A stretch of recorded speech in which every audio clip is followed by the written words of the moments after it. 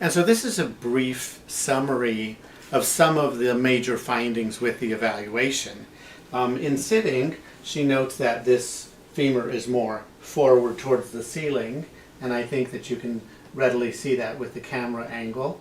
And the left femur is also longer, and so you appear to be sitting asymmetrically. Mm-hmm. And go ahead and stand up, please. And in standing, there's a distinct difference in the height of the pelvis. So the right side is lower, or left side is higher, however you choose to say. Turn around, please, all the way. Okay? And then looking at the pelvis from the back, there's a distinct difference there. Okay? So let's have you lie on your back on the table. And she's very strong throughout, but we will demonstrate one muscle group that is weak, and we'll do that in a short while. And so if you could bring the camera into the room, I think you'll want to get a closer view of her pelvis. So the same asymmetry of the pelvis that you see in standing, you also see that when she lies on her back. Okay? Now when I try and get some force to transmit through the pelvis on the right, it doesn't move. Okay, I'm putting approximately 15 pounds of force. On the left side, notice how it moves. And it moves to an end point, and that's about 15 pounds of force. And then I can do it again, and I can get additional movement, and you can see it spring backwards and then come and then return. So there's blocked movement on the right side of the pelvis going in a posterior direction.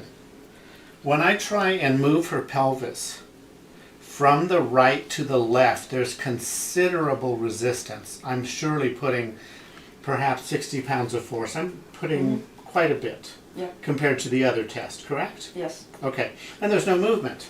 Now when I come to the other side of the body,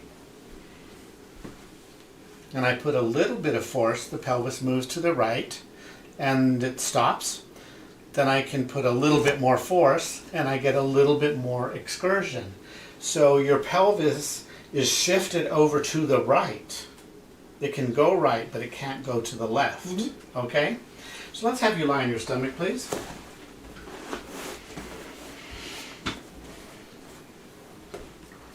So focusing on the sacrum, her sacrum is prominent on the right side, especially at the top. And when I try and push through the sacrum, the motion is blocked. It doesn't allow force transmission. When I push on the lower side, you can see the force goes through her lower body, and I can see her legs moving when I do that. When I spring on the left side of the sacrum, on the lower part, it springs. And when I spring on the left side, on the upper part, it springs. When I spring on the pelvis, on the right side it moves, on the ilium, and on the left side on the ilium it is blocked. Okay? Now, when I go inferiorly, on the right ilium it doesn't move. When I do that on the left, I can take up slack, then I can add additional force, and there is force transmission through the structure. When I go superiorly, I come underneath the sit bone, and it stops very quickly, and I try and create additional movement, and there's no movement.